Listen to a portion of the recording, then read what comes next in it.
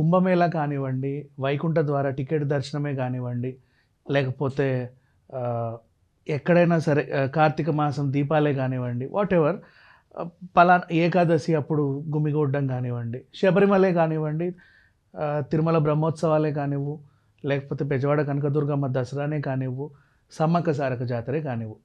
గుంపు గుంపులుగా మనుషులు వెళ్తున్నారు అంటే ఎక్కడో చోట ఏదో రకంగా గొడవలు జరుగుతూ ఉన్నాయి.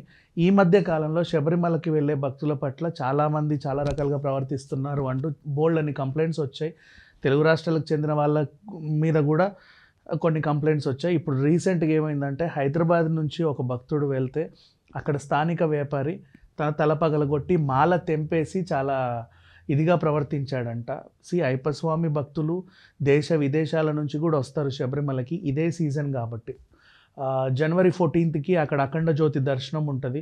అప్పటి వరకు కొంతమంది వెళ్తారు. బట్ ఈ సీజన్ అంతా వెళ్తూ వస్తూనే ఉంటారు. ఎక్కువ రద్దీ ఉంటుంది కదా అని చెప్పి వీళ్ళంత తొందరగా వాళ్ళ పనులు పూర్తి చేసుకోవడానికి. అండ్ అక్కడ కూడా చాలా నడవాలి కాబట్టి వాళ్ళ సౌకర్యార్థం స్థానికులు కూడా కొంచెంమంది హెల్ప్ చేస్తారు. ఇప్పుడు ఏడుకొండలు మనం మెట్లెక్కుతుంటే మధ్య మధ్యలో షాప్స్ ఉంటాయి, దోశలు వేసే వాళ్ళు ఉంటారు, వాళ్ళు వీళ్ళు ఉంటారు. అలాగే ఇక్కడ కూడా అంతే.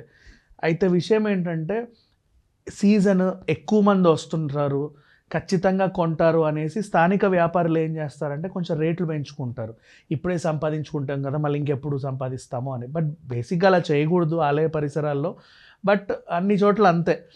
ఇప్పుడు యాదగిరి గుట్టకి వెళ్ళినా లేకపోతే ఎక్కడికి వెళ్ళినా సరే వాటర్ బాటిల్ అడిగితే ₹10 ఎక్స్ట్రా చెప్పడం, కొబ్బరికాయల రేట్లు పెంచడం, పూల రేట్లు పెంచడం, ఏ చిన్న వస్తువు పట్టుకున్నా మినిమం 50-100 లేనిది అసలు రాకపోవడం. వీళ్ళకేంటంటే సరే ఎక్కడికో వచ్చాం కదా, రిటర్న్ తీసుకెళ్ళేటప్పుడు 10 మంది అడుగుతారు కదా అక్కడికి వెళ్ళావు నాకేం తెచ్చావని, వాళ్ళకి ఇవ్వడానికి అనేసి ఏదో ఒకటి కొంటాం. బట్ శబరిమలలో ఏంటంటే ఆ టిన్ ప్రసాదం చాలా ఫేమస్. మనకు తిరుపతి లడ్డు ఎలా తెస్తామో అక్కడ టిన్ ప్రసాదం ఉంటుంది, ఆ బెల్లం పాకంతో చేసేది. ప్రతి ఒక్కరు ఆ క్యాన్స్ తీసుకెళ్ళడానికి ట్రై చేస్తారు. కొంచెం బరువు ఉంటాయి కాబట్టి మహా అయితే 10-12 తెచ్చుకుంటారు. వీలైతే ఆన్లైన్లో కూడా కొనుక్కుంటారు. ధర కూడా నార్మల్గానే ఉంటుంది, దాంతో ప్రాబ్లం ఏం లేదు. తాజాగా మన హైదరాబాద్ చెందిన భక్తుడు ఒకరు వెళ్తే అక్కడ ఒక వ్యాపారి వాటర్ బాటిల్ని ఎక్కువ రేటుకి అమ్మాడు. అదేంటి దీని మీద ఇంతే ఉంది కదా ఎంఆర్పి, ఎందుకయ్యా ఇలా దోచుకుంటారు, మాకు ఇక్కడి వరకు వచ్చిన దానికి ఇంత ఖర్చు అయితే ఇక్కడ నుంచి దేవుడిని చూడడానికి డబల్ ఖర్చులు అవుతున్నాయి, దారిలో మీరందరూ ఇలా ఎక్కువ తీసుకుంటున్నారు, అది కొంచెం ఎలాగో అమ్ముడుపోతున్నాయి కదా, ఎక్కువ మంది వచ్చి ఖచ్చితంగా కొంటారు, దాహం అందరికీ వేస్తుంది, డీహైడ్రేట్ అవుతారు, సో అందుబాటులో ఉంచవచ్చు కదా అని నేను అడిగితే ఆ వ్యాపారి మధ్యలో నీకెందుకు అదేంటి ఇదేంటి అని చెప్పి ఒక మాట పెరిగింది. ఇతను కూడా మాట పెరగడంతో ఆ షాపు ఆయన వచ్చి మాల తెంపేసి ఆయన ఇరుముడిని తోసేసి తల పగలగొట్టాడు. అది చూడ్డానికి వినడానికి ఒక రకంగా చిత్రంగానే ఉంది. బికాజ్ వాడు అక్కడ స్థానికుడు, అక్కడే వ్యాపారం చేసుకోవాలి, షాపులు దొరకడం కష్టం అలాంటి ఏరియాలలో. బట్ ఆయనకు దొరికింది మహాప్రసాదం, వీలైనంత వరకు అమ్ముకోవచ్చు. మరి రేట్లు ఎందుకు అలా పెడతారంటే మనం ఈ విషయంలో అయితే మనం ఏం అనలేము. ఎందుకంటే ప్రతి చోట ఇందాక నేను చెప్పిన ఏరియాలన్నీ కూడా ఇప్పుడు సమ్మక్క జాతరకి వెళ్ళినా సరే అక్కడ కూడా రేట్లు ఎక్కువే ఉంటాయి. కోళ్ళ రేట్లు డబల్ ఉంటాయి, మందు రేట్లు డబల్ ఉంటాయి, ఇంకేది కొనాలన్న ఎక్కువే చెప్తారు. బొమ్మలు గట్రా అంటే ఏదో కానీ మిగతావన్నీ మన కనీస అవసరాలు ఉంటాయి కదా, ఎక్కడన్నా టిఫిన్ కోసం ఆగాలి, ఇప్పుడు ఏడుకొండలు మెట్లు ఎక్కుతాం అనుకోండి, మధ్యలో దోశలు వేసే వాళ్ళు ఉంటారు, వాళ్ళు ₹50కి 2 దోశలు 1 దోశ ఇస్తారు.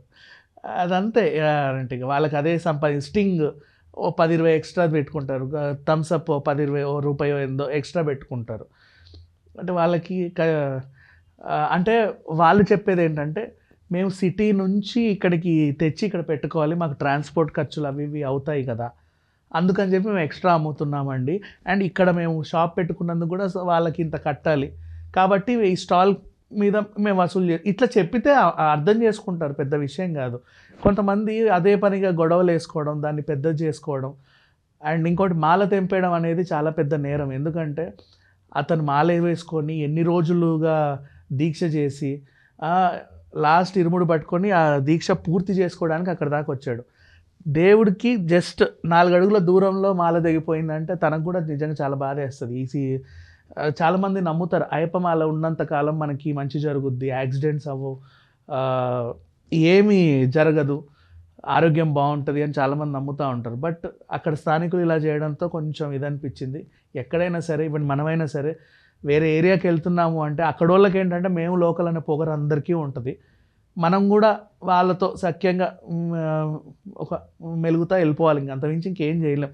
బికాజ్ ఇప్పుడు అక్కడ పోలీసులు వచ్చినా ఏం చేస్తారు, ఆ స్థానికుడిని సార్ వీడే ఏదో అన్నాడని చెప్తాడు. అక్కడక్కడ సెటిల్మెంట్ అయిపోతుంది. అంటే గొడవ జరగకూడదనే అందరూ చూస్తారు. మన వాళ్ళు వెళ్ళినా కూడా సరే ఎవరికి సపోర్ట్ చేయాలో అర్థం కాదు. ఎందుకంటే గొడవని ఖచ్చితంగా కల్లారా ఎవరు చూసుండరు, ఎక్కడ స్టార్ట్ అయిందో తెలియదు. ఇద్దరు మా తప్పు లేదు నా తప్పు లేదు, వాడిదే తప్పు అంటారు. బట్ గొడవ పడే చోట్లు తప్పు. మనం దైవ సన్నిధానం దగ్గరకు వచ్చినప్పుడు చాలామంది దీక్షని అక్కడ పూర్తి చేసి అక్కడ కంప్లీట్ చేయడానికి వస్తారు. అక్కడ దాకా వచ్చిన దీక్షని భగ్నం చేయడం మాత్రం తప్పు. Thank you so much.